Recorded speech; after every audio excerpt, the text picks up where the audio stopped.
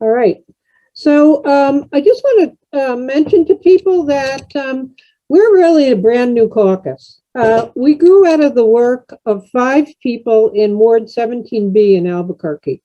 The 5 of us left a Democratic meeting one time in a parking lot and said, let's do something our people can see. So we decided that we were going to really push forward to do a community solar project in our neighborhood. That started us going with learning about community solar, having legislators talk to us, having entrepreneurs talk to us. And finally, we supported the bill passing. And now we're working feverishly on the regulations that the PRC is promulgating pursuant to that legislation. One of our big pushes in community solar is that we keep the community in community solar, which means that we want there to be a way that the local community can either initially or eventually own their electrical production and distribution. That's new. And it will save people a tremendous amount of money, because a lot of the money that goes to electrical production, of course, goes to pay the salaries of the companies that are in charge of it and the payouts to their shareholders.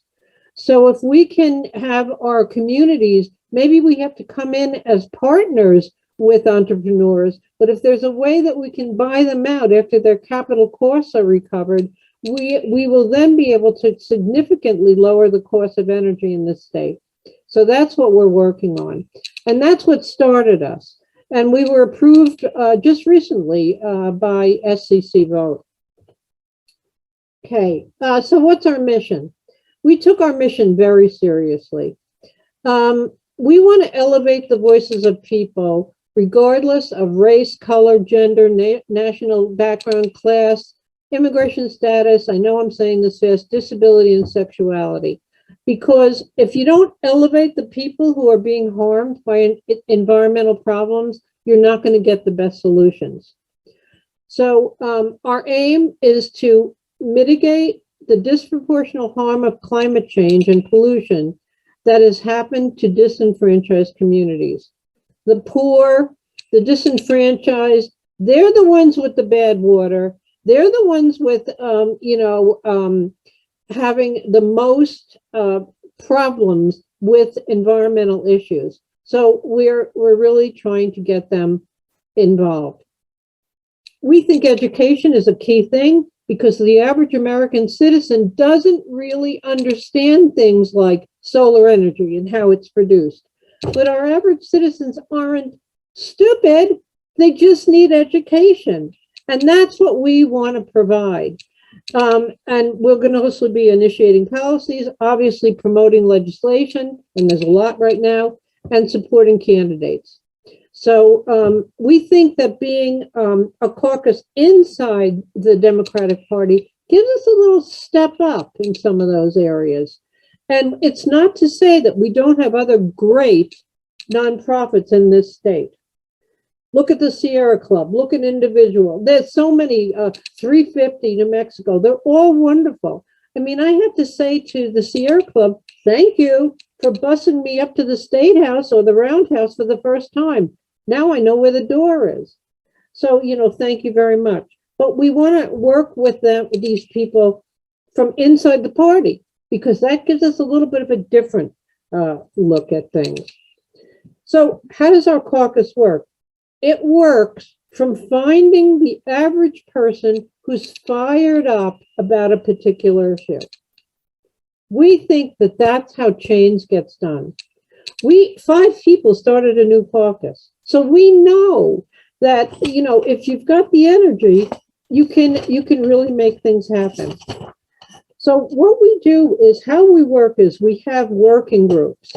And we ask our members to become part of a working group, but to become part of something where their passion is, where they want to make a change. So these are the 10 working groups we have right now. For example, if you look at transportation, which has already gotten going, They're looking at bike infrastructure. They're looking about lessening auto emissions, and they're looking at increasing public transportation. So whatever person wants to join our caucus, we hope they'll find a place where they feel like, wow, I really want to do something here. And that's our whole thing. Right now, we have a couple of legislative priorities. One of them is we are working to support the Green Amendment. The Green Amendment, if you don't know about it, gives the average citizen the right to go to court to protect their own environmental problems in their neighborhood or at their house or wherever this is. It doesn't result in money damages to going to the person, but it results in a court injunctions to try to fix things. Sometimes the courts are the best way to get things done quickly. We know that it's an uphill battle to get the Green Amendment passed. Right now, we're doing door knocking. We're getting citizens to understand what it is. Eventually, if it passes the Roundhouse, since it's an amendment to our Constitution, it will go before the public. There'll be a public referendum. So that's one of our things. We're working on Build Back Better by doing a letter writing campaign to Democrats in West Virginia. There are a lot of things before the Roundhouse this year, and some of them on the governor's call so far, that we are strongly opposing. One of them is the blue hydrogen. Blue hydrogen is a methodology by which methane is created and goes into the environment in a very bad way. Methane is worse than CO2 with respect to pollution. If you want to know more about blue hydrogen, I would suggest strongly that you look up Tom Solomon on the web, and he did an incredibly accurate and thoroughgoing talk on what's wrong with this technology.